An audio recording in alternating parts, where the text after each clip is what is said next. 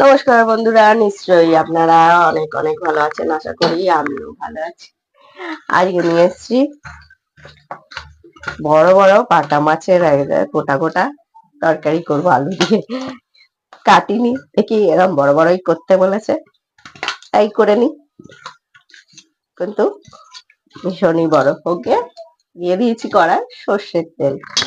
আর ভিডিওটা ছোট্ট ভিডিও, নিশ্চয়ই অনুরোধ রইল সবাইকার কাছে দেখা। ভিডিও পুরো না দেখলে কোনোই, জানেন আমরা যারা ফেসবুকে কাজ করছি শুধু শুধু একটি লাইক কমেন্ট করে কোনো লাভ। তেলটা গরম হয়ে গেছে আর মাছে হলুদ নুন মাখিয়ে নিয়েছি। দেখুন সাইজ গুলো দেখুন।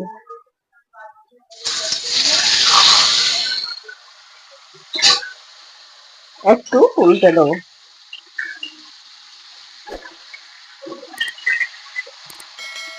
একটু সময় লেগে ভাজবে নেবে, কারণ যেহেতু বড় বড় আর ভালো করে মাছটাকে ভেজে নিতে হয়। আজগুলো ভাজা হয়ে গেছে।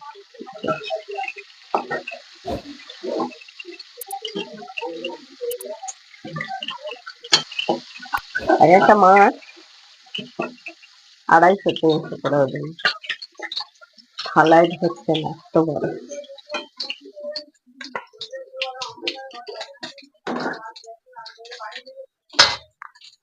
দিয়ে দেবো আলুগুলো এরকম লম্বা লম্বা করে কেটেছি, আর একটা বড় সাইজের পেঁয়াজ কুচিয়ে নিয়েছি। আলু আর পেঁয়াজটাকে দুটোই একসঙ্গে দিয়ে ভালো করে ভেজে নিতে হবে। দিয়ে দেবো একটা টমেটো। আলু পেঁয়াজটা ভালো করে ভাজা হয়ে গেছে। একটা বড় সাইজের টমেটো সরু সরু করে কেটে আর দিয়েছি। আদা বাটা, রসুন বাটা, আর যেরকম ঝাল খাবেন সেই অনুযায়ী কাঁচা লঙ্কা বাটা। একটা পেঁয়াজ পেস্ট করে রেখেছি সেটা, হলুদ,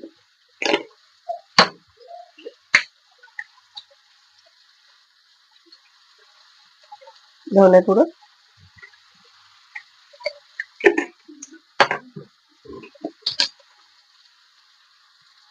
জিরে গুঁড়ো, আর একটু কাশ্মীরি লঙ্কা। কালারটা বেশ ভালো হবে। খুব বেশি দিন আমি, আর স্বাদ অনুযায়ী নুন। এবার কষে নিতে হবে। অল্প একটু জল দেবো, দিয়ে কষে নেবো আমি। মশলাটা কষা হয়ে গেছে।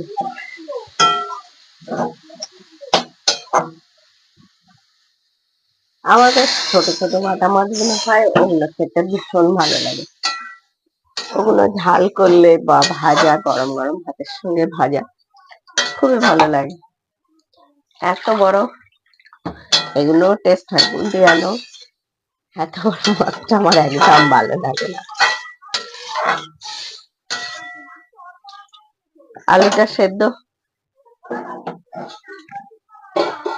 A few minutes later.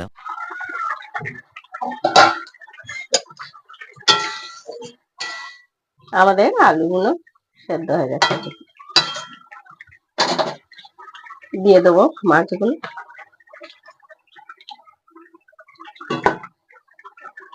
এত হনুমান এসছে সকালবেলা, এসে সব কাজে গন্ডগোল।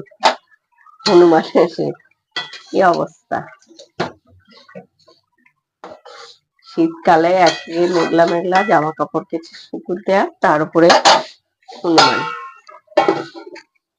A few minutes later. মাছটা দিয়ে মিনিট দিয়ে রান্না করে দিলাম। দিয়ে দেবো একটু গরম মশলা। আর যেহেতু দুপুরবেলার খাবার টাইম, বেশ একটু ঝোল ঝোল করে করলাম। আর যারা দেখছিলেন ভিডিওটি তাদের অনেক অনেক ধন্যবাদ। যারা নতুন বন্ধুরা দেখছেন প্লিজ প্লিজ চ্যানেলটি সাবস্ক্রাইব করে দেবেন ফেসবুকে। আর যারা ইউটিউবে দেখছেন চ্যানেলটি সাবস্ক্রাইব করে দেবেন। এরকম নিত্য নতুন রেসিপি দেখতে গেলে কি করতে হবে? দেখতেই হবে মৌসুমী হেসেল। আজকের মতো মৌসুমী হেসেলের রেসিপি এখানেই শেষ। আবার ফিরে আসবো কালকে আপনাদের সঙ্গে অন্য কোনো রেসিপি নিয়ে অন্য কোনো সময়।